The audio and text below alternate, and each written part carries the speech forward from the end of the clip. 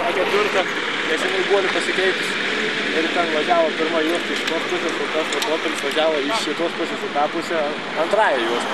Ir tą audinę pradėjo nešti prieš mūsų akis pradėjo nešti skersą. Na ir Ana čia va ten, kur stovo policininkai, dabar ten ir išbrūžins kelius. Ten buvo pats pagrindinis smūgis.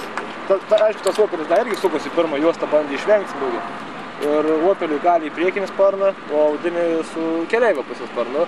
Ir Audinį apnešė 360. Tai Audi išvažiavo į priešpriešą. Jo, Audi neišvažiavo, kaip sakant, netgi galima sakyti, išslydo. Tai išlūžo ratas?